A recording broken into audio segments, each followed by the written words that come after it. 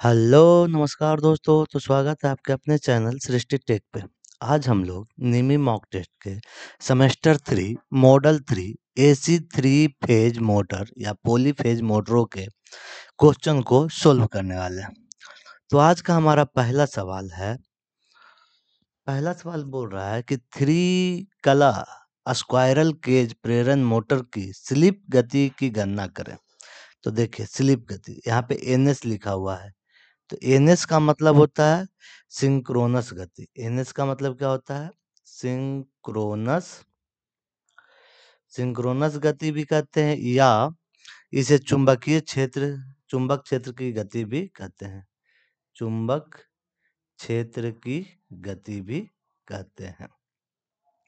एक है N R. N R मतलब क्या होता है कि ये होता है रोटर की गति। ये होता है रोटर की गति। ठीक है। और हमारा ये रोटर की गति बोले या मोटर की गति बोले, बात बराबर ही है। मोटर की गति, रोटर की गति या मोटर की गति बात बराबर है।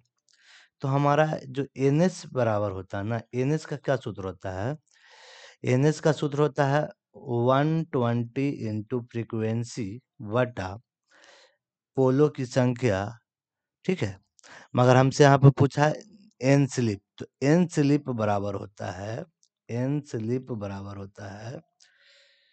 NS minus NR. NS minus NR. अगर यही पूछता हमसे प्रतिशत स्लिप का हो जाता एनएस माइनस एनआर बटा एनएस इंटू 100। ठीक है। अगर प्रतिशत स्लिप का पूछता तो देखिए हमेशा एनएस जो होगा ना, मतलब सिंक्रोनस या चुंबकीय क्षेत्र की गति होगी जो एनआर से क्या होगी, हमेशा बड़ी होगी रोटर की गति से अधिक, क्योंकि ये चुंबकीय क्षेत्र के वजह से ही तो रोटर को गति मिलता है। तो हमेशा ये याद रखना। तो हमसे पूछा है स्लिप की गणना करने का सूत्र क्या होता है? तो स्लिप की गणना करने का सूत्र होता है एनएस माइनस एनआर, सिंक्रोनस गति माइनस रोटर की गति। ठीक है। चलिए, एनएस को क्या बोलते हैं? चुंबकीय क्षेत्र की भी गति बोलते हैं, एनआर को रोटर की गति या मोटर की गति भी बोलते हैं। अगले सवाल की ओर बढ़ते हैं। अगला सवाल हमारा बोल रहा है यह नियंत्रण सर्किट का प्रकार कौन सा है? तो ये स्टार्टर जो हमारा मोटर को चलाने के लिए जिसे ये स्टॉप बटन है, तो ये क्या है? एनसी है।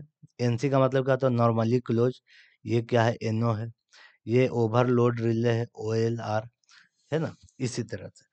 और ये हमारा कैपेसिटर या कंडेंसर यहाँ पे देखिए लगा हुआ है, कैपेसिटर। तो ये जो नियंत्रण विधि है वो कौन सी विधि है? तो इंचिंग कंट्रोल नियंत्रण विधि है। ये कौन सी विधि है? इंचिंग कंट्रोल नियंत्रण विधि है। चलिए अगले सवाल को कह रहा है कि एसी मोटर के रोटर में कुल विद्युतीय डिग्री गणना करने के लिए सूत्र का उपयोग किया जाता है। तो देखिए विद्युतीय डिग्री बराबर होता है, विद्युतीय डिग्री के बराबर क्या होता है? विद्युतीय डिग्री बराबर होता है आपका पोल बटे 2 इंटू यांत्रिक डिग्री। यांत्रिक डिग्री। ठीक है। तो पोल कितने होते हैं? ये पोल बटे 2, यांत्रिक डिग्री कितना होता है? 360। हमारा जो कितना है रोटर घूमता है जो 360, तो क्या होता है 180। ये कट जाएगा तो क्या होगा? P into 180। तो देखिए यहाँ पे लिखा है कुल विद्युतीय डिग्री बराबर 180 गुना ध्रुवों की संख्या। मैंने यही बोला था, ध्रुवों की संख्या इंटू 180। तो ये कैसे आता है? अगर पूछे विद्युतीय डिग्री का फार्मूला क्या होता है, तो P/2 इंटू यांत्रिक डिग्री। ठीक है। तो इस तरह से आपको हमें सोल्व करते चलना है। अगला सवाल, एसी मोटर का स्टार्टर का नाम क्या है? 1 मिनट। तो एसी मोटर का स्टार्टर का नाम क्या है? ये देखिए ये कौन सा स्टार्टर है? ये है रन कंडीशन के लिए, ये स्टार्ट कंडीशन के लिए। ये 3 फेज स्टार्टर है, तो ये DOL स्टार्टर जैसा तो नहीं लग रहा है। ठीक है। ये ऑक्सिलरी कॉन्टेक्ट्स हैं हमारे। ये देखिए ये है ऑटो ट्रांसफार्मर स्टार्टर। ये कौन सा स्टार्टर है? ये ऑटो ट्रांसफार्मर स्टार्टर है। ठीक है। ये कौन सा ट्रांसफार्मर है? Auto transformer starter. अगला सवाल पूछ रहा है कि एसी 3 कला प्रेरण मोटर की तुल्यकालिक, तुल्यकालिक बोले तो सिंक्रोनस स्पीड की बात हो रहा है। तुल्यकालिक स्पीड गन मतलब तो ये सिंक्रोनस स्पीड ज्ञात करने का सूत्र क्या है? तो सिंक्रोनस स्पीड को कैसे लिखते हैं? एनएस, एनएस बराबर क्या होता है? 120 गुना एफ बटा पी मतलब फ्रीक्वेंसी। ये मैंने पहले वाले सबसे पहले वाले में सवाल में भी ये लिखवाया था। तो सिंक्रोनस क्या होता है? 120 एफ वाई पी। तो हमारा ऑप्शन नंबर ए बिल्कुल सही है। एफ क्या है यहाँ पे? एफ है हमारा फ्रीक्वेंसी है, ठीक है। पी क्या है? ध्रुवों की संख्या या पोलों की संख्या, ठीक है। चलिए अगले सवाल की ओर बढ़ते हैं। अगला सवाल बोल रहा है कि पूर्ण लोड पर 10 एचपी 3 कला प्रेरण मोटर चलाने के लिए फ्यूज दर क्या होना चाहिए? तो 10 एचपी है तो इसके लिए ये याद कर लीजिए, आपको क्या होगा? 25 एम्पियर होना चाहिए, 25 एम्पियर होना चाहिए। अगर आपसे पूछता कि ये हमारा करंट रेटिंग पूछता, करंट रेटिंग पूछता तो क्या करते हैं, जितना भी एचपी का मोटर उसको 1.5 से गुना कर देंगे तो क्या हो जाएगा? ये हो जाएगा 15, 15 एम्पियर। अगर करंट रेटिंग पूछता तो क्या हो जाता? 15 एम्पियर। मगर हमसे पूछा है क्या फ्यूज दर की, तो फ्यूज दर कितना हो जाएगा? 25 एम्पियर, ठीक है। चलिए अगले सवाल की ओर बढ़ते हैं। यहाँ पे देखिए 25 एम्पियर, इसको इस डाटा को याद कर लीजिए आप लोग, ठीक है। अगला पूछ रहा है कि संपर्क का एक्स, जो ये एक्स वाला भाग इंगित है, ये किस चीज को दिखा रहा है? ये कौन सा भाग है? तो देखिए यहाँ पे ये फ्यूज है, ये ऑफ बटन है, तो ऑफ वाला क्या है? ये हमेशा एनओ बोलते हैं, नहीं एनसी बोलते हैं, मतलब नॉर्मली क्लोज रहता है। जब हम दाबते हैं तो क्या करता है? सर्किट को ब्रेक करता है। ऑन वाला क्या रहता है? Normally open. इसलिए ये देखो ओएलआर ओवरलोड रिले लगा हुआ है, ठीक है। एनवीसी लगा हुआ है, नो वोल्टेज कॉइल। और ये क्या है हमारा? ये है मेन कॉन्टेक्टर, ये ऑक्सिलरी कॉन्टेक्ट है। ये क्या है? ऑक्सिलरी कॉन्टेक्ट है, ठीक है। ऑक्सिलरी कॉन्टेक्ट है। ये क्या है? Auxiliary contact. Option number C मेरा बिल्कुल सही है, ठीक है। चलिए अगला सवाल बोल रहा है कि एसी मोटर स्टार्टर बाइंडिंग का यह कौन सा प्रकार है? तो ये देखिए, ये बास्केट तरह का आपको दिख रहा है। देखिए ये है ना, ये कैसा दिख रहा है? बास्केट की आकृति का दिख रहा है ना। ये बास्केट प्रकार का क्या है? वाइंडिंग है। सिंगल लेयर बास्केट वाइंडिंग है। कौन सा है ये? सिंगल लेयर बास्केट वाइंडिंग है।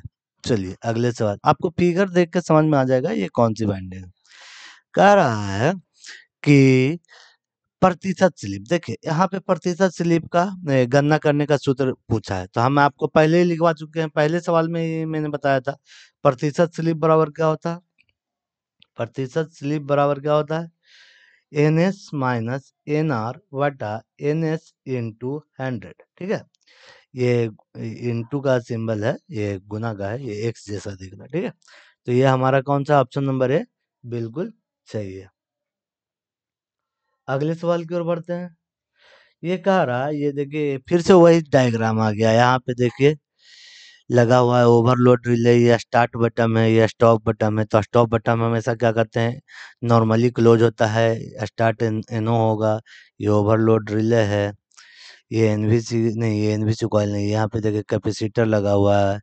तो ये क्या है? ये ऑक्सिलरी कॉन्टेक्ट है। तो ये किस तरह का ये है? ये इंचिंग कंट्रोल मेथड है, ठीक है।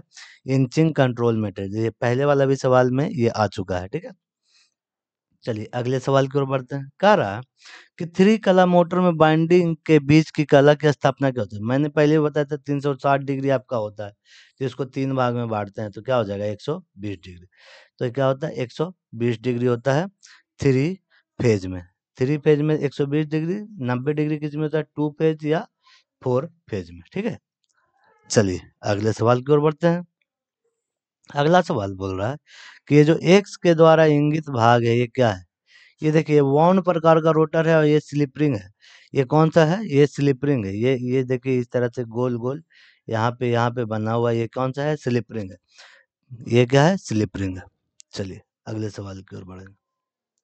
जब हम लोग स्लिप रिंग मोटर पढ़ेंगे तो उसके रोटर में ये आपको दिख जाएगा, ठीक है। एसी कॉइल वाइंडिंग का नाम क्या है? अच्छा एसी कॉइल वाइंडिंग, अच्छा ये देखिए ये होल कॉइल वाइंडिंग है। ये कौन सी वाइंडिंग है? Whole coil. देखिए यहाँ पे वाइंडिंग है, यहाँ पे साउथ नॉर्थ, फिर साउथ नॉर्थ, फिर साउथ, इस तरह से बढ़ते जा रहा है। ये कौन सा है? Whole coil winding. ये कौन सी वाइंडिंग है? होल कॉइल वाइंडिंग है। ठीक है, चलिए अगले सवाल। ये देखिए, ये वाली कौन सी वाइंडिंग? ये डायमंड के शेप में दिख रही है हमें। क्या दिख रही है? ये देखिए इस तरह से, ये क्या है? डायमंड के शेप में हमें दिख रही है। ये देखिए इस तरह से ये रहती है की हुई। ठीक है, ये क्या है? Diamond shape, diamond mesh shape coil binding है। कौन सी तरह की बाइंडिंग है? Diamond mesh shape coil binding. ठीक है, अगले सवाल की ओर बढ़ते हैं। कह रहा है थ्री कला प्रेरण मोटर में किस गति को तुल्यकालिक गति कहा जाता है? थ्री फेज प्रेरण मोटर में किस गति को तुल्यकालिक गति कहा जाता है?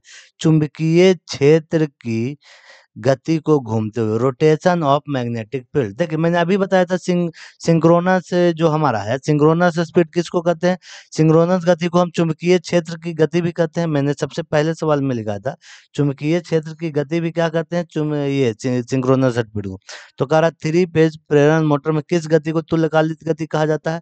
तो चुंबकीय क्षेत्र की गति को ही क्या कहा जाता है? तुल्यकालिक या सिंक्रोनस स्पीड कहा जाता है। ठीक है, तो कह रहा स्टार्टर प्रतीक का नाम क्या है? ये जो स्टार्टर हमें दिख रहा है, इसका कौन, ये प्रतीक किस चीज का है? तो देखिए ये जो हमारा है ना, वो ऑटो ट्रांसफार्मर का स्टार्टर है। अगर नॉर्मल आपसे सिर्फ स्टार्टर का पूछेगा ना, तो देखिए जो जनरली हम लोग यूज करते हैं नॉर्मल स्टार्टर के लिए, ये करते हैं। ये नॉर्मल स्टार्टर का सिंबल है। ये किस चीज का है? नॉर्मल स्टार्टर का अगर सिंबल पूछे तो, जैसे DOL का भी बना सकते हैं ये, मगर ये वाला जो अगर पूछा है तो ये वाला कौन सा है? ये है हमारा ऑटो ट्रांसफार्मर स्टार्टर। ठीक है, चलिए अगले सवाल की ओर बढ़ते हैं। कह रहा कि बाइंडिंग के एक्स भाग को, ये पहली बात कौन सी मशीन है? ये बाइंडिंग मशीन है। तो देखिए यहाँ पे फिगर थोड़ा स्पष्ट नहीं है, मगर ये वाला जो हिस्सा बोल रहा है कि ये वाला हिस्सा क्या है, तो ये है मेरे मतलब खादर का धुरा। देखिए इस धुरे पे ये क्या कर रहा है? घूम रहा है। ये खादर का धुरा है। ठीक है, मेरे समझ से यही है, क्योंकि ये फिगर भी स्पष्ट नहीं है, मगर मुझे लगता है ये खादर का धुरा ही है। ठीक है, चलिए अगले सवाल की ओर बढ़ते हैं। कह रहा कि सिक्स पोल स्टेटर मोटर की विद्युतीय डिग्री क्या होगी? देखिए अभी मैंने बोला था विद्युतीय डिग्री बराबर क्या होता है? विद्युतीय डिग्री बराबर होता है ध्रुवों की संख्या बटे 2 इंटू मोटर में यांत्रिक डिग्री कितनी होती है? 360। तो यहाँ पोलों की संख्या 2 दी हुई है, इसे हम 360 से गुना करते हैं तो ये हो जाएगा, कितने बार में कट जाएगा? ये 2 से 18 दूनी 36, 180 इंटू 6, 18 चक 78, 108। तो हमारा क्या हो जाएगा? 1080 डिग्री हो जाएगा। ठीक है, 1080 डिग्री। हाँ ठीक है, विद्युतीय डिग्री का ये सूत्र याद रखना है, वो ध्रुवों की संख्या बटे 2 इंटू 360। यांत्रिक डिग्री हमारी मोटर की कितनी होती है? 360 होती है। कह रहा है कि पूछ रहा है दो ध्रुव 24 खांचे 12 कुंडली वाले 3 कॉइल मोटर की कुंडली की संख्या प्रति फेज प्रति पोल जोड़ों की गणना करें। किसकी बात कर रहा है? जोड़ों की गणना करें। तो देखिए प्रति फेज कुंडली के क्या हो जाएगा? प्रति फेज कुंडली कितनी है भाई? तो प्रति फेज कुंडली हो जाएगा 12 कुंडली दिया हुआ है। यहाँ पे देखिए 12 कुंडली दिया हुआ है, और फेज हमारा ये कितना है? 3 फेज है, तो प्रति फेज कितनी आ जाएगी? 4। मगर हमसे पूछा क्या है? प्रति फेज प्रति पोलों के जोड़ है। तो प्रति फेज प्रति का जोड़ पोल, जोड़ पोल, तो जोड़ा पोल मतलब क्या हो जाएगा? ये हमारा प्रति फेज कुंडली कितना आया? 4। जोड़ा मतलब 2 को मिला के 1 बनाया जाता है, तो हमारा क्या हो जाएगा? 1। तो हमारा ये 4 ही आएगा। इसका क्या होगा? ये 4 ही आएगा, क्योंकि हमसे पूछा है जोड़ा। प्रति पोल का जोड़ा की गणना करें तो एक जोड़े में कितने? 2 ध्रुव होते हैं, तो हमको जोड़ा में पूछा है, इसलिए हमें 1 से भागा करेंगे तो इसमें क्या आएगा? 4 ही आएगा। एक बार आंसर देख ले इसका। देखिए यहाँ पे 4 ही आंसर दिया हुआ है। ठीक है, चलिए अगला पूछ रहा है ये स्टार्टर प्रतीक का नाम क्या है? ये कौन सा स्टार्टर है? तो ये देखिए स्टार डेल्टा स्टार्टर का प्रतीक है। ये देखिए ये नॉर्मल स्टार्टर रहता है तो इसमें, मगर इसमें स्टार, ये छोटा सा ये त्रिभुज बना हुआ है, तो ये क्या है? स्टार डेल्टा स्टार्टर है। कौन सा स्टार्टर का सिंबल है? ये स्टार डेल्टा स्टार्टर। चलिए 145 नंबर सवाल पे चलते। कर रहा है कि पिच कारक मतलब पिच फैक्टर की गणना करने का सूत्र क्या होता है? तो पिच फैक्टर की गणना करने का सूत्र होता है बाइंडिंग पिच बटे पोल पिच। पिच फैक्टर का गणना करने का सूत्र क्या होता है? बाइंडिंग पिच बटे पोल पिच। चलिए अगले सवाल कह रहा है कि पोल वाइंडिंग को एसी वाइंडिंग में स्लॉट के संदर्भ में कैसे मापा जाता है? पोल वाइंडिंग को एसी वाइंडिंग के स्लॉट के संदर्भ में क्या पे माप? तो number of slot in the starter बटा नंबर ऑफ पोल्स। कैसे नापते हैं? Number of slot in the starter, starter के अंदर कितने खांचे बने हुए हैं और हमारे मोटर के कितने ध्रुव हैं उस बटे में करके उसको हम निकाल लेते हैं। ठीक है, अगले सवाल को कह रहा कॉइल की औसत परिधि की गणना कर रहे, तो इसमें क्या होता है? In plus out. देखिए इन प्लस आउट बटे 2, तो यहाँ पे हमारा ऑप्शन नंबर बी बिल्कुल सही है। कॉइल की औसत परिधि क्या होता है? एलएम बराबर क्या लिखा है? इन प्लस आउट बटे 2, तो हमारा ऑप्शन नंबर बी बिल्कुल सही है। अगले सवाल की ओर बढ़ते हैं। हमारा 148 नंबर सवाल कह रहा है कि 50 हर्ट्ज आवृत्ति पर 6 ध्रुव वाले एसी 3 कला प्रेरण मोटर की तुल्यकालिक गति। देखिए तुल्यकालिक, तो हमारा जो एनएस होता है, एनएस बराबर मैंने क्या बताया था? सबसे पहला सवाल ही आज का बताया था मैंने। इसमें क्या बताया था? एनएस बराबर क्या होता है? तुल्यकालिक गति मतलब सिंक्रोनस स्पीड की बात हो रही है। तो एनएस बराबर होगा 120 इंटू फ्रीक्वेंसी बटा पोलो की संख्या। तो 120, फ्रीक्वेंसी कितना है? 50, पोलो की संख्या कितनी है भाई? 6 ध्रुव दिया हुआ है, 6 दूनी 12, तो हो गया 5 मतलब 1000 आरपीएम।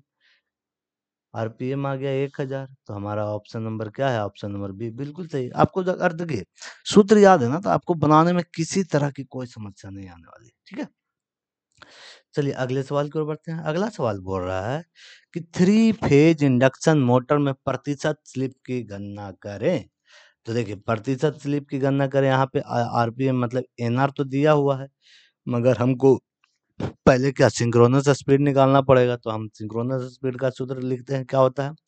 120 इंटू एफ बटा पोलो की संख्या। तो हमारा फ्रीक्वेंसी 50 दिया हुआ है, पोल 6 है, तो इसको हम काट दें तो हो जाएगा हमारा कितना? 1000। तो हमारा सिंक्रोनस स्पीड कितना आ गया? 1000 आ गया। अब हमको निकालना है प्रतिशत स्लिप। तो प्रतिशत स्लिप बराबर होता है एनएस माइनस एनआर बटा एनएस इंटू 100। तो एनएस कितना है हमारा? एनएस आया 1000। हमेशा एनएस क्या होगा? अधिक होगा किससे? एनआर से। ये 960 दिया हुआ है एनआर बटे एनएस 1000 गुना और इसको 100, मतलब ये 100 होगा यहाँ पे। ठीक है, तो इसको अगर एक में से ये 2 जीरो से 2 जीरो तो ये कट जाएगा। ठीक है, ये 2 जीरो से 2 जीरो कट गया, तो हमारा इधर कितना बटा? 40 बटा 10, तो यह 0 से 0 कट गया, तो हमारा बच्चा 4%। देखिए आपको सूत्र याद है तो कोई दिक्कत नहीं होगा इसमें। देखिए पहले सिंक्रोनस स्पीड निकाले, क्योंकि यहाँ पे सिंक्रोनस स्पीड था नहीं, तो हम सूत्र पे बैठाएंगे कैसे? तो प्रतिशत स्लिप में किससे? सिंक्रोनस गति से हमको घटाना रहता है एनआर को। ठीक है, चलिए अगले सूत्र की ओर, अगले सवाल की ओर बढ़ते हैं। अगला सवाल कह रहा है कि 3 कला की स्क्वायरल केज प्रेरण मोटर की रोटर आवृत्ति क्या है? 3 कला की स्क्वायरल केज प्रेरण मोटर की रोटर आवृत्ति क्या है? ये होती है आपूर्ति के आवृत्ति के बराबर, इक्वल टू सप्लाई फ्रीक्वेंसी। किसके बराबर होती है?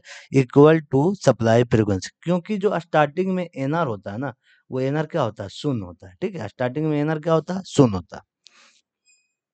अगले सवाल की ओर बढ़ते हैं। अगला सवाल कह रहा है कि इंडक्शन मोटर के रोटर में वोल्टेज कैसे प्राप्त होती है?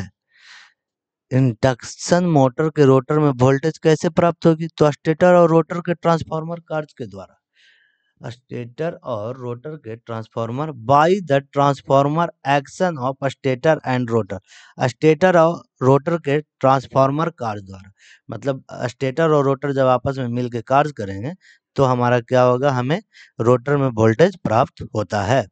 चलिए अगले सवाल की ओर बढ़ते हैं। 152 नंबर सवाल क्या कह रहा है कि अपने रोटर पक्ष से थ्री फेज स्क्वायरल केज प्रेरण मोटर की गति को नियंत्रित करने के लिए कौन सी विधि को आरोपित किया जाता है? देखिए, कह रहा है स्क्वायरल केज प्रेरण मोटर की गति को नियंत्रित करने के लिए कौन सी, तो कैस्केड ऑपरेशन।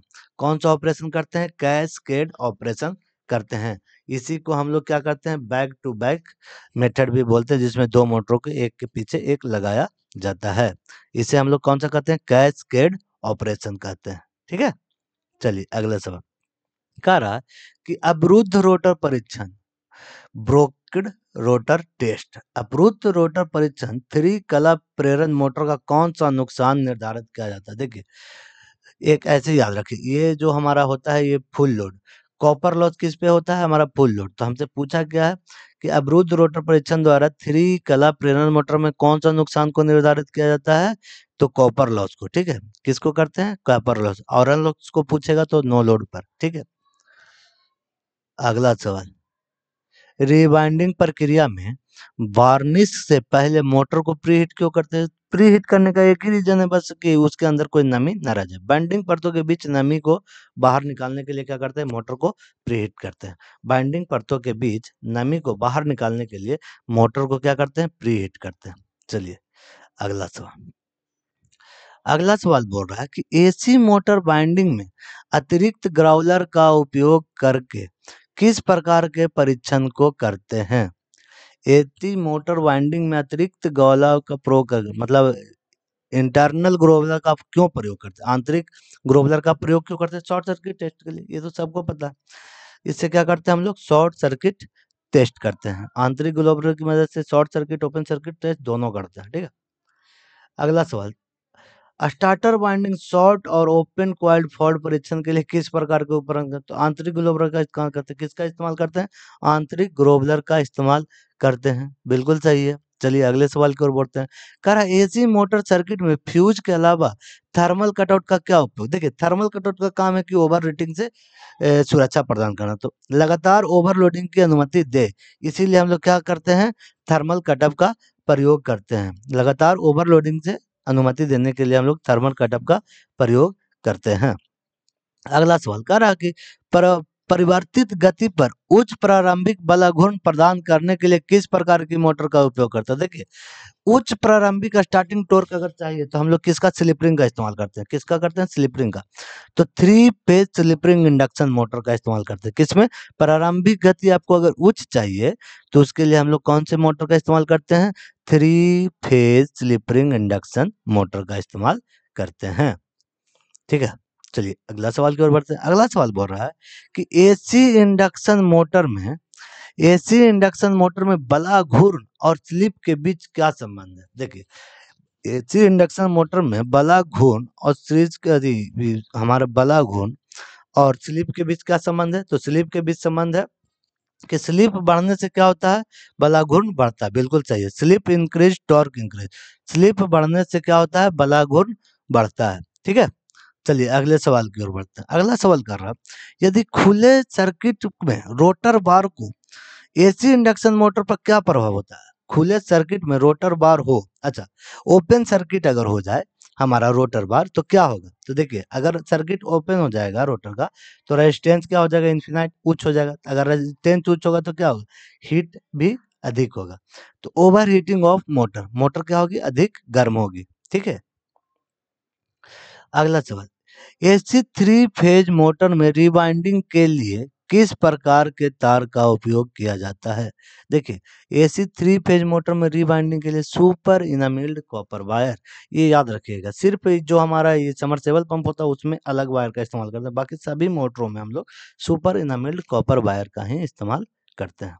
ठीक है, चलिए अगले सवाल की ओर बढ़ते हैं। खरा बाइंडिंग प्रक्रिया में बेजेस के रूप में किस सामग्री का उपयोग करते हैं? देखिए, हम लोग बाइंडिंग ऑफ बेजेस के रूप में ना बम्बू या बांस का इस्तेमाल कर, बम्बू इंग्लिश में बांस का इस्तेमाल करते हैं। आप अगर किसी बाइंडिंग के दुकान में जाएंगे ना तो बेजेस के रूप में देखिए बम्बू, बांस का इस्तेमाल करते हैं। ठीक है, आपूर्ति देने से पहले बाइंडिंग के कौन सा परीक्षण में बचेंगे?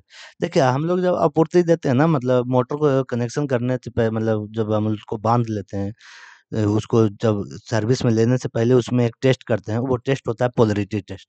हम लोग इसको क्या करते हैं? पोलैरिटी टेस्ट जरूर करते हैं बाइंडिंग करने के बाद। ठीक है, अगला सवाल, रोटर चालकों को 3 फेज मोटर में थोड़ी तिरछी स्थिति में क्यों रखा जाता है? रोटर चालकों को आप देखेंगे स्क्वायरल केज भी वो तिरछी-तिरछी उसमें स्लॉट करते हुए, तो वो तिरछा ही क्यों काटा जाता है, सीधा क्यों नहीं काटा जाता? तो इससे क्या होता है ना कि अधिक समान रोटर क्षेत्र में बलाघूर्ण उत्पन्न होता है। इससे क्या होता है उसका क्रॉस सेक्शन एरिया बढ़ जाता है। तिरछा काटने से क्या होता है क्रॉस सेक्शन जैसे ये चीज़ देखिए, ये हमारा है, अगर इसमें हम तिरछा स्लॉट काटे तो इसका एरिया कम हो जाएगा, मगर यही हम इस तरह से काटे तिरछा, तो इसका जो क्रॉस सेक्शन एरिया है वो क्या बढ़ जाता है। तो अधिक समांतर रोटर क्षेत्र में बलाघूर्ण उत्पन्न करने के लिए क्या करते हैं हम लोग, उसमें थ्रेडों को तिरछा काटते हैं, ठीक है? क्या करते हैं? तिरछा। अगले सवाल की ओर बढ़ते हैं। कह रहा है कि 3 फेज इंडक्शन मोटर के नो लोड के लिए आयरन लॉस, क्या बोले? नो लोड के लिए आयरन लॉस, फुल लोड में कॉपर लॉस। फुल लोड में क्या होगा? Copper loss. नो लोड किस में होगा? आयरन लॉस में, ठीक है? Iron loss no load test किसके लिए करते हैं? आयरन लॉस के लिए। अगला सवाल, 3 फेज मोटर में गति को नियंत्रित करने की कौन सी विधि में केवल 2 चर गति प्राप्त होती है? कह रहा है 3 फेज मोटर में गति को नियंत्रित करने के लिए कौन सी गति को नियंत्रित करने के लिए कौन सी विधि में केवल 2 चर गति का इस्तेमाल करते हैं? तो स्टेटर ध्रुवों को बदलकर, हाँ, इसमें क्या करते हैं ना, स्टेटर के ध्रुवों को क्या बदलते हैं? बदल देते हैं। इसमें देखिए, हाँ, by change the number of slotter poles, हम लोग स्टेटर के ध्रुव को स्टेटर के ध्रुवों की संख्या को बदल देते हैं, ठीक है?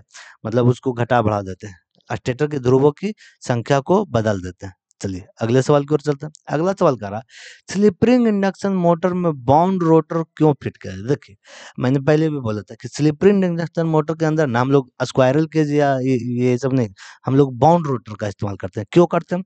ताकि उससे हमें अधिक स्टार्टिंग टॉर्क उत्पन्न हो सके। बलाघूर्ण हमको रनिंग बलाघूर्ण और स्टार्टिंग टॉर्क क्या उच्च हो जाता है इसकी वजह से। इसके पीछे मैंने बोला था कि शाफ्ट पे क्या रहते हैं? 3 स्लिप रिंग लगे रहते हैं, ठीक है? स्लिप रिंग लगे रहते हैं और ये सिर्फ हमारा किसमें, synchronous slip ring induction motor में ही सिर्फ बाउंड मोटर रोटर का मुख्यतः इस्तेमाल किया जाता है, ठीक है? चलिए अगले सवाल की ओर बढ़ते हैं। अगला सवाल कह रहा कि स्वचालित स्टार डेल्टा स्टार्टर में टाइमर का कार्य क्या है? देखिए, जो हमारा स्वचालित स्टार मतलब जो होता है ऑटोमेटिक स्टार डेल्टा, उसमें क्या करते हैं ना, वो टाइमर इसलिए लगाया जाता है ताकि वो स्टार से डेल्टा में कन्वर्ट हो जाए। जैसे उसमें हम टाइमर लगा दिए कि स्टार्टिंग क्या होता है ना, स्टार्टिंग में वो स्टार में चलता है, मगर जैसे ही 10 सेकंड या 5 सेकंड के बाद वो क्या होता है, ऑटोमेटिक डेल्टा कनेक्शन में मोटर चला जाता है। वो किसका? स्टार्टर का काम है। तो क्यों करते हैं टाइमर का इस्तेमाल? तो टाइमर का इस्तेमाल करते हैं स्टार से डेल्टा में मोटर को चलाने के लिए, ठीक है? करा 3 कला प्रेरण मोटर में इंसुलेशन प्रतिरोध मतलब उच्च प्रतिरोध का किससे मापते हैं? मेगर। इंसुलेशन प्रतिरोध किससे मापेंगे? तो मेगर से मापेंगे। मल्टीमीटर मध्यम मान, ये मध्यम मान के प्रतिरोध को मानेगा। शंट टाइप ओम, ये निम्न मान के, और श्रेणी क्रम में ये भी मध्यम मान के, ठीक है? चलिए, ये सवाल मैंने काफी बार करा चुका पिछले पीडीएफ में भी। बाइंडिंग में कौन सा परीक्षण सचित्र है? अच्छा, ये बाइंडिंग में कौन सा परीक्षण सचित्र किया गया है, एक बार देख ले। यही देखिए, ध्रुवता टेस्ट किया जा रहा है। देखिए यहाँ पे 3 बाइंडिंग निकला हुआ है, ये 1 2 3, और इससे क्या कर रहे हैं? पोलैरिटी टेस्ट कर रहे हैं। ये कौन सा टेस्ट कर रहे हैं हम लोग? पोलैरिटी टेस्ट, ध्रुवता जांच कर रहे हैं, ठीक है? अगला सवाल कर रहा है कि एसी 3 फेज इंडक्शन मोटर का प्रारंभिक करंट कितना होता है? देखिए, ये सवाल थोड़ा कंफ्यूजन है। कहीं-कहीं बुक में 4 टू 5 भी दिया हुआ है, ये भी दिया हुआ है, मगर निमी 5 टू 6 टाइम इसको सही मानता है। पूर्ण भार धारा का 5 से 6 गुना, पूर्ण भार धारा का 5 से 6 गुना, मगर कहीं-कहीं लिखा हुआ है पूर्ण भार धारा का 4 से 5 गुना। तो ये थोड़ा-सा कंफ्यूजिंग है, मगर निमी हमको ये इसी को सही मानता है, पूर्ण भार धारा का 5 से 6 गुना, ठीक है? और अगले सवाल की ओर बढ़ते हैं। अगला सवाल में बोल रहा है स्टेटर साइड से 3 कला मतलब 3 फेज इंडक्शन मोटर की गति को नियंत्रित करने के लिए किस विधि का उपयोग किया जाता है? देखिए, बोल रहा है कि स्टेटर साइड से, अच्छा, अगर आपको स्टेटर साइड से इंडक्शन मोटर की गति को नियंत्रित करना है तो आप किस विधि का इस्तेमाल करेंगे? तो हम लोग क्या करते हैं कि why the changing the applied frequency, आरोपित आवृत्ति को हम लोग क्या करते हैं? बदल देते हैं। अगर स्टेटर साइड से हमको बदलना है तो हम लोग क्या करते हैं? आरोपित आवृत्ति को, फ्रीक्वेंसी को बदल देते हैं, ठीक है? अगले सवाल का कह रहा कि 3 फेज प्रेरण मोटर की गति नियंत्रित करने की कौन सी विधि विधि क्या है? ये देखिए, यही बोले थे मैंने, कैस्केड मेथड। इसमें देखिए एक यहाँ मोटर लगा हुआ है, एक यहाँ, एक के पीछे एक। इसी को बैक टू बैक भी बोलते हैं, बैक टू बैक मेथड भी कहीं-कहीं बोला जाता है, या बोलते भी हैं, कहीं-कहीं क्या बोलते ही हैं। इसे कैस्केड संचालन विधि कहते हैं। इस फिगर में देखिए यहाँ पे लिखा हुआ है, ये कौन सा विधि है? ये कैस्केड संचालन मेथड का ये फिगर है, ठीक है? चलिए अगले सवाल की ओर चलते हैं। अगला सवाल कह रहा है कि थ्री कला मोटर स्टार्टर के साथ शामिल दो कार्यात्मक सर्किट क्या है? थ्री कला मोटर स्टार्टर के साथ शामिल दो कार्यात्मक सर्किट क्या है? तो सर्किट क्या है? नियंत्रण सर्किट और पावर सर्किट। इसके साथ हम लोग कौन सा सर्किट को स्थापित करते हैं? एक तो हम करते हैं नियंत्रण कंट्रोल सर्किट, और दूसरा नियंत्रण ये पावर सर्किट का हम लोग क्या करते हैं? बनाते हैं। तीन कलम मोटर में स्टार्टर में दो तरह के सर्किट बनाते हैं, एक कंट्रोल सर्किट, एक पावर सर्किट। कंट्रोल सर्किट जैसे हम ऑन ऑफ करने के लिए इस्तेमाल करते हैं, पावर सर्किट जो मोटर को चलाने के काम आता है। अब बोल रहा है लेटराइट पेपर इंसुलेशन का मुख्य गुण क्या होता है? मैंने पहले भी पिछले पीडीएफ में भी बताया था कि लेटराइट पेपर क्या होना चाहिए, इसका जो पारावैद्युतीय शक्ति है ना, उच्च होनी चाहिए और अच्छी होनी चाहिए। तो बेहतर एजिंग और बेहतर परावैद्युतीय शक्ति के लिए हम लोग क्या कौन सा ये मुख्य लेटराइट पेपर का इंसुलेशन का ये गुण होना चाहिए कि वह बेहतर एजिंग और बेहतर परावैद्युतीय शक्ति सहन कर सके, वहन कर सके, ठीक है? अगले सवाल की ओर बढ़ते हैं। अगला सवाल कह रहा है कुंडली और ओवरहैंग बांधने के लिए किस प्रकार की इंसुलेशन सामग्री का उपयोग किया जाता है? देखिए, कुंडली और ओवरहैंग बांधने के लिए, तो कुंडली और ओवरहैंग बांधने के लिए क्या कहते हैं? टेरेलिन धागा। किसको इस्तेमाल करते हैं? टेरोलिन धागा का इस्तेमाल करते हैं, ठीक है? चलिए अगला सवाल की ओर चलते हैं। कह रहा है कि एसी बाइंडिंग में कफिंग के लिए किस प्रकार का इंसुलेशन का? तो फाइबर बेस। हाँ, एसी बाइंडिंग में कफिंग के लिए किस प्रकार का इंसुलेशन का इस्तेमाल करते हैं? तो करते हैं फाइबर बेस, ठीक है? फाइबर बेस या कपड़े पर आधारित चिपकाने वाला tape, fibre base acid tape का इस्तेमाल करते हैं। इसे हिंदी में क्या बोलते हैं? कपड़े पर आधारित चिपकाने वाला टेप, ठीक है? चलिए अगला सवाल कर रहा है एसी बाइंडिंग में कॉइल को क्या कहते हैं?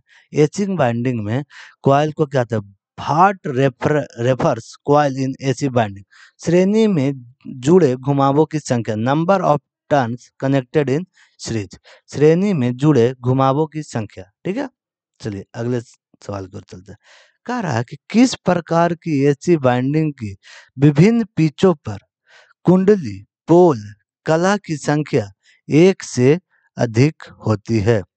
कह रहा है कि किस प्रकार की बाइंडिंग की विभिन्न पिचों पर कुंडली पोल कला की संख्या एक से अधिक होती है? होती तो है फ्लैट लूप में ही, पर ओवरलैप बाइंडिंग में नहीं होती है। Flat loop non overlap binding, flat loop non overlap binding में हम लोग जो पिच पर कुंडली पोल की संख्या क्या होती है? एक से अधिक होती है। चलिए अगले सवाल की ओर बढ़ते हैं। अगला सवाल बोल रहा है, ये देखिए, ये सवाल पूछ रहा है, कह रहा है कि 36 स्लॉट्स, 36 कॉइल और 4 पोल वाले मोटर के लिए 3 कला डबल परत विपरीत बाइंडिंग के लिए कॉइल की संख्या कला पोल की गणना करें। तो देखिए, इसका एक सूत्र होता है, कॉइल की गणना करने का एक सूत्र होता है कॉइल की संख्या बटा फेज इनटू पोल। तो कॉइल हमारा कितना दिया हुआ है? 36। पोल कितना दिया हुआ है? फेज कितना है? 3। और पोल कितना दिया हुआ है? 4। तो इसको काटेंगे, तो काटिए, तो ये हो गया 3, 12 दूनी 4 तिया 12, तो काटा कितना? तो बचा कितना? 3। तो हमारा क्या हो जाएगा? 3 कॉइल पर फेज पर पोल, ठीक है? ये वाला ये आपको याद रखना है, कॉइल की संख्या अगर निकालना है तो कॉइल बटे फेज इंटू पोल, ठीक है? चलिए अगले सवाल की ओर बढ़ते हैं। अगला सवाल कह रहा है, ये कह रहा है कि ये किस प्रकार की बाइंडिंग प्रोसेस है? तो हैंड बाइंडिंग, ये हाथ से लपेटने की बाइंडिंग प्रोसेस है। कौन सी प्रोसेस है ये? हाथ से बाइंडिंग करने की प्रोसेस है, ठीक है? अगला सवाल बोल रहा है कि 3 phase slip ring induction motor को शुरू करने और चलाने के लिए किस प्रकार का स्टार्टर का इस्तेमाल? देखिए, इसकी जो स्टार्टर होती है ना, वो खास होती है। इसमें हम लोग वेरिएबल रजिस्टर का इस्तेमाल करते हैं। स्लिप रिंग के सीरीज में लगा रहता है। 3 phase slip ring induction motor को शुरू करने और चलाने के लिए किस प्रकार, तो रोटर रिहोस्टेट स्टार्टर, ये सिर्फ और सिर्फ ये स्टार्टर का इस्तेमाल हम लोग स्लिप रिंग मोटर में ही करते हैं और इसको किसी भी मोटर में नहीं कर सकते हैं, ठीक है। तो रोटर रिहोस्टेट स्टार्टर का इस्तेमाल कहाँ करते हैं अगर पूछे तो वो स्लिप रिंग इंडक्शन मोटर के अंदर करते हैं और इसका जो रोटर होता है वो किस तरह का होता है, वाउंड प्रकार का। बताइए। अगला सवाल कह रहा है what is the function of collar, collar का कार्य क्या है। ये देखिए अब फिगर इधर होगा इसका। हाँ, देखिए ये जो हमारा दिखा रहा है वो क्या है, ये कॉलर है। तो कॉलर का कार्य क्या है, क्षेत्र के चारों ओर इंसुलेशन प्रदान करना। ये क्या करता है, जो हमारा क्षेत्र होता है उसको चारों ओर क्या करते हैं, इंसुलेशन प्रदान करने के लिए हम लोग कॉलर का इस्तेमाल करते हैं। एक तरह का ये इंसुलेशन होता है, ठीक है। अगला सवाल, किस प्रकार की बाइंडिंग समरसेबल पंप मोटर में किया जाता है। देखिए मैंने थोड़ी देर पहले बोला था कि नॉर्मल मोटर में तो सुपर एनामेल तार से ही बांधते हैं, मगर समरसेबल बाइंडिंग में थोड़ा सा अलग हो जाता है। ये पीवीसी कवर टाइप वायर होते हैं। किस प्रकार के वायर से बाइंडिंग की जाती है, पीवीसी कवर्ड टेप प्रकार के तारों से किया जाता है। नॉर्मल हम लोग किससे करते हैं, सुपर एनामेल टाइप से करते हैं नॉर्मल मोटरों को हम लोग, ठीक है। एसी मोटर में लंबी कॉर्ड बाइंडिंग न करने का कारण क्या है। देखिए एसी मोटरों में लंबी कॉर्ड बाइंडिंग क्यों नहीं की जाती है, क्योंकि अधिक बाइंडिंग तारों की आवश्यकता पड़ेगी। मोर बाइंडिंग मोर रिक्वायर्ड, कहने का मतलब है कि जितना ज्यादा हम बाइंडिंग करेंगे उसमें उतना ज्यादा तारों की आवश्यकता पड़ेगी, ठीक है। अगला सवाल कह रहा है शीतलन के लिए किस प्रकार की बाइंडिंग में अधिक जगह है। देखिए कह रहा है कि किस प्रकार की बाइंडिंग में अधिक कूलिंग की सिस्टम होती है, तो कहता है ओवर हैंगिंग कॉइल और योक के बीच। देखिए जो ओवर हैंगिंग कॉइल होती है और योक के बीच, तो ओवर हैंगिंग कॉइल मतलब बॉडी के ऊपर हम लोग क्या करते हैं, इसके बाइंडिंग को करते हैं, जिससे क्या होती है, शीतलन की अधिक जगह हमें मिल जाती है, कूलिंग के लिए अधिक जगह प्रदान हो जाती है, ठीक है। अगला सवाल क्या कर रहा है, कह रहा है पैनल बोर्ड कहाँ उपयोग किए जाते हैं। Where is the panel boards are used, panel board का इस्तेमाल कहाँ करते हैं, 3 फेज डोमेस्टिक वायरिंग में। आप देखते होंगे कहीं कहीं जैसे छोटे मोटे जो अति वर्कशॉप वगैरह होते हैं उसमें एक आप देखते होंगे कि एक ये लगा रहता है, पैनल बोर्ड लगे हुए रहते हैं। तो इसका इस्तेमाल कहाँ करते हैं, 3 फेज डोमेस्टिक वायरिंग में, ठीक है। 3 फेज घरेलू वायरिंग में इसका इस्तेमाल पैनल बोर्ड का किया जाता है। देखिए अगला सवाल बहुत ही बेहतर सवाल है, पूछ रहा है 1440 आरपीएम पर घूर्णन कर रहे 7.5 एचपी स्क्वायरल केज मोटर द्वारा निर्मित बला घूर्ण न्यूटन मीटर में ज्ञात करें। तो देखिए जो टॉर्क का फार्मूला होता है ना, पहले इसको देखिए, टॉर्क का फार्मूला निकालने के लिए इसको हमको वाट में बदलना पड़ेगा। तो देखिए ये जैसे 1 एचपी बराबर, अगर मैट्रिक्स में पूछे, ये 1 एचपी बराबर मैट्रिक्स में कितना होता है, 746। 1 एचपी बराबर मैट्रिक्स में कितना होता है, 746 होता है। अगर यही पे ये ब्रिटिश में 746 होता है, मैट्रिक्स में अगर पूछे 1 एचपी बराबर मैट्रिक्स में कितना होता है, तो 735.5 होता है, ठीक है। तो देखिए जो टॉर्क का सूत्र होता है ना, इसे मैं इसी तरह से लिख देता हूँ, टॉर्क बराबर क्या होगा, 60 इंटू एचपी गुना, इसको वाट में कन्वर्ट करना तो 735.5 बटा 2 पाई एन, ठीक है। तो 60 हो गया, एचपी हमारा कितना है 7.5 गुना हमारा, ये हम मैट्रिक्स का लिए हैं तो हमारा हो जाएगा 735.5 बटा 2 इंटू पाई का मान कितना होता है 22/7, तो 22/7 का मान हो जाएगा 1.14 इंटू एन, आरपीएम कितना दिया हुआ है 1440। 1440, तो इसको अगर आप कैलकुलेट करेंगे तो ये आ जाएगा 36.6 न्यूटन मीटर। टॉर्क को कैसे ज्ञात करते हैं, न्यूटन मीटर में। तो हमारा ऑप्शन नंबर डी बिल्कुल सही है। देखिए यहाँ पे पहले एचपी को वाट में कन्वर्ट करना पड़ेगा और वाट में कन्वर्ट करने के लिए क्या करेंगे हम लोग, या तो 746 से गुना करेंगे, अगर ब्रिटिश में दिया हुआ है तो 740 में, अगर मैट्रिक्स में दिया हुआ है तो 735.5 से, ठीक है। चलिए और अगले सवाल की ओर बढ़ते हैं। कह रहा कि रोटर स्विच के किस प्रकार के डिजाइन का सचित्रण किया गया है। देखिए ये किस प्रकार का, तो ये क्वाइन सिक्के के स्लॉट, ये देखिए सिक्के के स्लॉट का ये गोल दिख रहा है ना आपको, ये किस प्रकार का है, ये सिक्के के स्लॉट प्रकार का है, ठीक है। चलिए अगले सवाल की ओर बढ़ते हैं। अगला सवाल कह रहा है कि three phase slip ring induction motor शुरू करने के लिए रोटर प्रतिरोध स्टार्टर का उपयोग का उद्देश्य क्या है? मैंने अभी बताया था कि थ्री फेज जो इंडक्शन ये स्लिप रिंग मोटर है उसमें कौन सा ये हमारा रोटर का इस्तेमाल करते हैं, रिहोस्टेट रोटर रिहोस्टेट स्टार्टर का इस्तेमाल करते हैं। किसका इस्तेमाल करते हैं? Rotor rheostat starter. तो पूछ रहा है कि रोटर रिहोस्टेट स्टार्टर का इस्तेमाल क्यों करते हैं? ताकि हम लोग बला घूर्ण को बढ़ा सकें, इंक्रीज द टॉर्क। इसीलिए हम लोग क्या करते हैं, इसके रोटर रिहोस्टेट प्रतिरोध स्टार्टर का उपयोग करते हैं। ठीक है, स्लिप रिंग में क्यों करते हैं? इसका क्या होता है, बला घूर्ण अधिक और टॉर्क भी उच्च होता है। ठीक है, स्लिप रिंग मोटर का। अगले सवाल की ओर बढ़ते हैं। कह रहा है कि गति नियंत्रण की कौन सी विधि केवल तीन फेज की स्लिप रिंग इंडक्शन मोटर के लिए आरोपित है? देखिए, स्लिप रिंग के लिए अभी मैंने बोला सिर्फ और सिर्फ रोटर रिहोस्टेट गति नियंत्रण, rotor rheostat speed control meter. Slip ring में सिर्फ यही स्टार्टर का इस्तेमाल ही करते हैं। Rotor rheostat speed control method के द्वारा हम लोग स्लिप रिंग के स्पीड को क्या कर सकते हैं, कंट्रोल कर सकते हैं। करा कि बाइंडिंग का नाम क्या है? तो ये मैंने बास्केट तरह का बताया था, ये तिरछी बाइंडिंग है। बास्केट बाइंडिंग और ये तिरछी बाइंडिंग, स्क्यूड बाइंडिंग है। अभी मैंने इससे पहले भी कराया था, तो इसको ये कहा था मैंने, ये बास्केट की तरह दिखता है। और ये कौन सी बाइंडिंग है? तिरछी बाइंडिंग। ठीक है, अगले सवाल की ओर बढ़ते। कह रहा कि थ्री कला मोटर बाइंडिंग का नाम क्या है यदि कुंडली पिच पोल पिच से थ्री फेज मोटर बाइंडिंग का नाम क्या है यदि कुंडली पिच पोल पिच से कम है? अच्छा, तो पोल पिच से अगर कुंडली पिच पोल पिच से कम है तो ये कौन सी बाइंडिंग है? शॉर्ट कॉर्डेड बाइंडिंग है। शॉर्ट कॉर्डेड बाइंडिंग है। अगर कुंडली पिच किससे कम है? कुंडली पिच, एक मिनट, सवाल क्या था? कह रहा है कि ये थ्री फेज मोटर में बाइंडिंग का नाम क्या है यदि कुंडली पिच से कम है? कुंडली पिच से अगर कम है तो ये कौन सी बाइंडिंग है? शॉर्ट कॉर्डेड बाइंडिंग है। कौन सी बाइंडिंग है ये?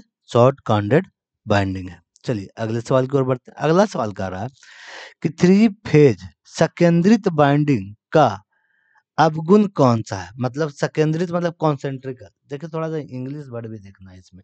टेक्निकल में आप ज़रूर इंग्लिश वर्ड देखिएगा क्योंकि हिंदी वर्ड काफ़ी कन्फ्यूज़ करने वाले होते हैं। तो बोल रहा है कि थ्री फेज संकेंद्रित बाइंडिंग का अवगुण कौन-सा है? तो देखिए, जो कॉन्सेंट्रिकल बाइंडिंग है उसका अवगुण क्या है? तो ये स्टेप्ड फॉर्म इन रिक्वायर्ड, एक ये स्टेप्ड फॉर्म की इसमें आवश्यकता पड़ती है। इसमें एक स्टेप्ड फॉर्म की क्या पड़ती है? आवश्यकता पड़ती है। यही इसकी क्या है? अवगुण है। अगले सवाल की ओर बढ़ते हैं। कह रहा है कि मोटर बाइंडिंग में प्रयुक्त आरेख का नाम क्या है? तो इसके अंगूठे के आरेख कहते हैं। इसको कौन सा?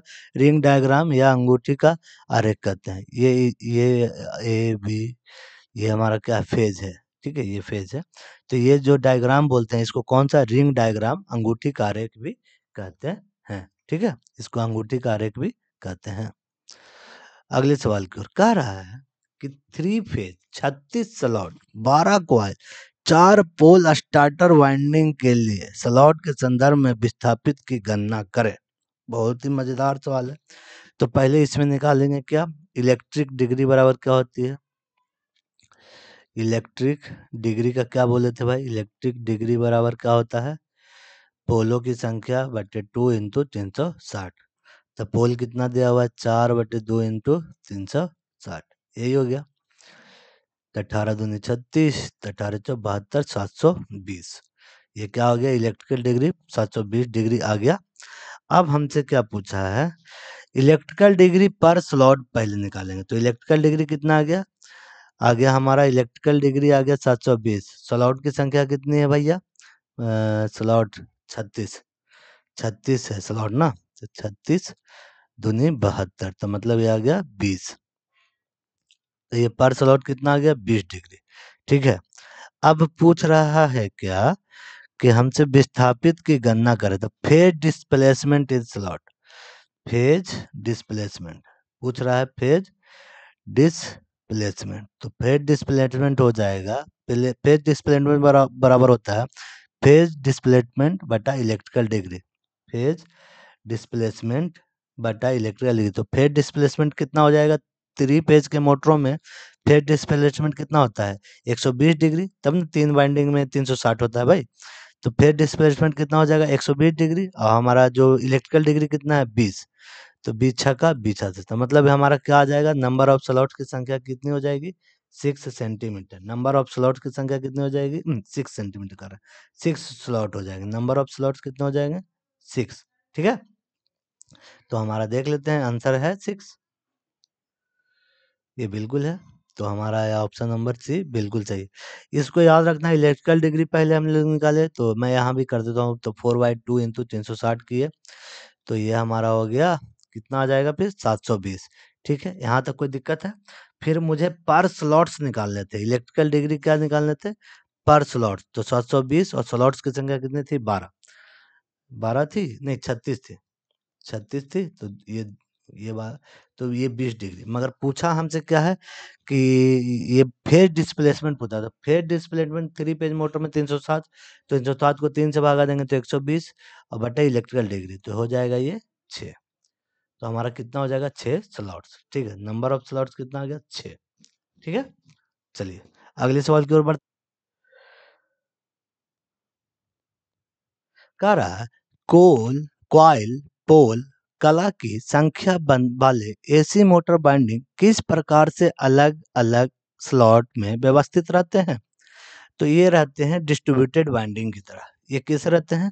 डिस्ट्रीब्यूटेड बाइंडिंग की तरह, वितरित बाइंडिंग की तरह ये क्या रहते हैं? व्यवस्थित रहते हैं। देखिए, जिस सवाल में कुछ सोल्व कराने लायक नहीं है, तो उसमें मैं सिर्फ आंसर ही बता सकता हूँ।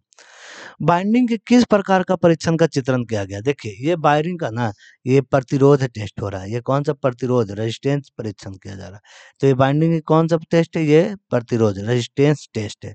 ये बाइंडिंग की कौन सी टेस्ट हो रही है? रेजिस्टेंस टेस्ट हो रही है। ठीक है, अगला सवाल कह रहा है कि स्टार्टिंग में रोटर सर्किट में बाहरी प्रतिरोध को 3 phase slip ring induction motor starter के माध्यम के से क्यों शामिल किया जाता है? ये तो बार बार मैं बोल रहा हूँ कि इसमें जो हमारा स्लिप रिंग के साथ जो है बाहरी प्रतिरोध नियंत्रण विधि है, उससे क्या होता है, हमें उच्च टॉर्क, उच्च प्रारंभिक बला गुण प्राप्त करने के लिए हम लोग क्या करते हैं, इसको स्लिप रिंग को बाहरी प्रतिरोध के द्वारा इसे चलाते हैं।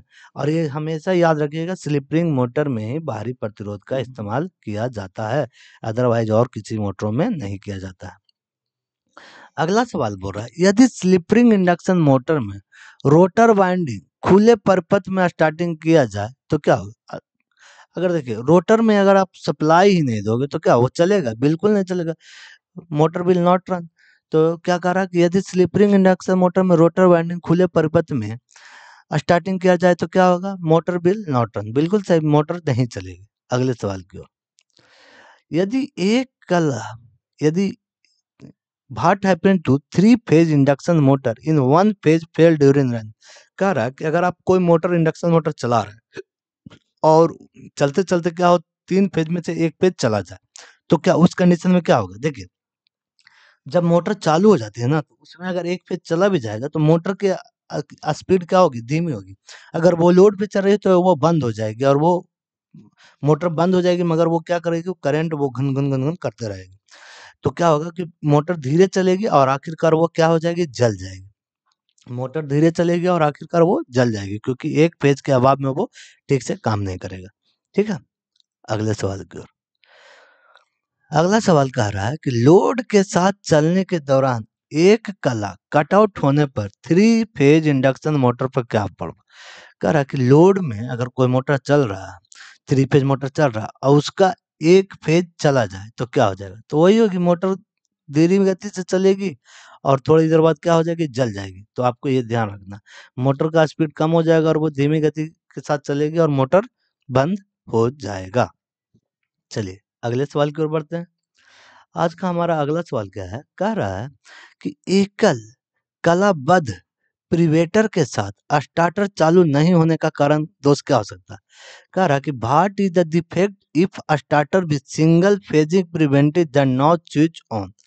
तो क्या हो सकता है? तो देखिए, अनुचित कलाक्रम फेज सीक्वेंस गलत होने से कोई फर्क नहीं पड़ता, मोटर की सिर्फ चाल बदल, लाइन वोल्टेज में उतार चढ़ तब भी मोटर तो चालू होना ही चाहिए। आपूर्ति लाइनों में ढीला संयोजन, बिल्कुल आपूर्ति लाइन में अगर ढीला संयोजन होगा ना तो मोटर नहीं चलेगी, या मोटर चलेगी भी तो स्पार्क करके वो बंद हो जाएगी, क्योंकि वो संयोजन क्या है? ढीला है। मोटर पर गलत टर्मिनल का संयोजन, नहीं मुझे ऐसा नहीं लगता। तो हमारा ऑप्शन नंबर सी बिल्कुल सही है। अगले सवाल कह रहा कि लोड होने पर एसी 3 फेज इंडक्शन मोटर में कम गति पर चलने का दोष क्या हो सकता है। देखिए कह रहा कि लोड होने पर एसी 3 फेज इंडक्शन मोटर में कम गति चलने में दोष क्या है। कह रहा है कि जब हम 3 फेज मोटर को चलाते हैं और जब उस पर लोड डालते हैं तो उसकी स्पीड क्यों कम हो जाती है।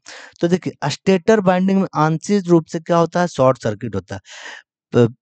Partiality short starter winding, stator winding में आंशिक रूप से क्या होता है, लघु पथन, पार्शियली शॉर्टेड स्टार्टर वाइंडिंग। ठीक है। अगला सवाल कर रहा है कि कौन सी दोष स्थिति में थर्मल अधिभार रिले मतलब ओवर लोड रिले एसी प्रेरण मोटर की रक्षा करता है। तो देखिए इसका नाम ही है थर्मल ओवरलोड रिले। इसका काम है क्या, ओवर करंट मतलब अति भार, मतलब मोटर पर आवश्यकता से ज्यादा लोड दे देने पर क्या करेगा, ये धारा को कट करेगा और मोटर की सुरक्षा सुनिश्चित करेगा। ठीक है। अगला सवाल कर रहा है यदि 3 फेज इंडक्शन मोटर की रोटर तुल्यकालिक गति को प्राप्त कर लेती है तो क्या होगा। देखिए किसी भी 3 फेज मोटर के अगर जो मोटर है वो सिंक्रोनस गति को प्राप्त कर लेगी ना तो वो मोटर क्षतिग्रस्त हो जाएगी। क्या हो जाएगी, क्षतिग्रस्त। अगर कोई मोटर 3 फेज जो मोटर है वो अपने सिंक्रोनस स्पीड को प्राप्त कर लेगी तो वो क्या करेगी, क्षतिग्रस्त हो जाएगी। रोटर बार क्या हो जाएगा, क्षतिग्रस्त हो जाएगा। क्या हो जाएगा, रोटर बार क्या हो जाएगा, क्षतिग्रस्त हो जाएगा। अगला सवाल कह रहा है कि इंडक्शन मोटर के रोटर में खुले सर्किट का क्या प्रभाव है। देखिए अगर इंडक्शन मोटर का रोटर खुला हो जाएगा तो क्या प्रभाव पड़ेगा, मोटर बहुत कम गति से चलेगी, है ना। क्या होगा, इंडक्शन मोटर के रोटर खुला सर्किट का क्या प्रभाव पड़ेगा, मोटर बहुत कम, हाँ, motor run with very low speed, motor बहुत कम गति से चलती है। अगर इंडक्शन मोटर के रोटर में ओपन सर्किट दोष आ जाए तो क्या होगा, मोटर बहुत कम गति से चलती है। अगले सवाल की ओर कह रहा है रोटर के कुछ समय चलने के बाद फ्यूज को लगातार उड़ाने का कारण क्या हो सकता है। देखिए दो चीजें हो सकती है, या तो बाइंडिंग में कोई प्रॉब्लम है या ओवरलोड रिले उसका कम एफिशिएंसी का लगा हो, ये भी हो सकता है। तो मोटर में कुछ समय मगर कुछ समय चलने के बाद लगातार उड़ने का क्या होता है, पुअर इंसुलेशन इन बाइंडिंग, मोटर की इंसुलेशन खराब हो सकती है। अनुचित अर्थिंग से नहीं, फ्यूज तो नहीं उड़ना चाहिए। ठीक है। मोटर में कुछ समय चलने के बाद फ्यूज लगातार उड़ने का कारण क्या हो सकता है, पुअर इंसुलेशन इन बाइंडिंग, बाइंडिंग में जो इंसुलेशन की जो ये है क्वांटिटी है वो बड़ी ही खराब है। अगला सवाल पूछ रहा कि 3 फेज प्रेरण मोटर का क्या होता है अगर एक कला शुरू होने के दौरान विफल हो जाए। कह रहा है कि 3 फेज मोटर अगर क्या होगा, अगर उसका एक फेज शुरू होने के दौरान ही विफल हो जाए, मतलब एक फेज क्या हो जाए, कट जाए, मतलब दो ही आर बाई मिले और बी गायब हो जाए, मतलब 2 फेज मिल रहा है स्टार्टिंग होने के दौरान तो मोटर चलती है पर क्या होगी, वह रुक जाएगी क्योंकि वो उसका एक फेज क्या हो जाएगा, विफल हो जाएगा, जिससे क्या होगा, मैग्नेटिक फ्लक्स ठीक से प्रोड्यूस ही नहीं होगा।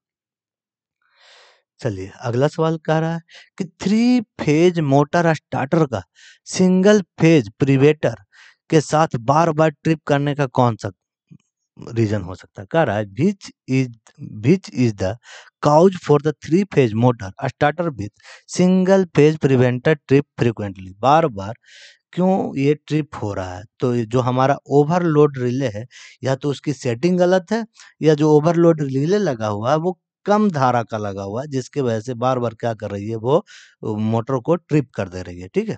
ओवरलोड रिले का यही तो काम है।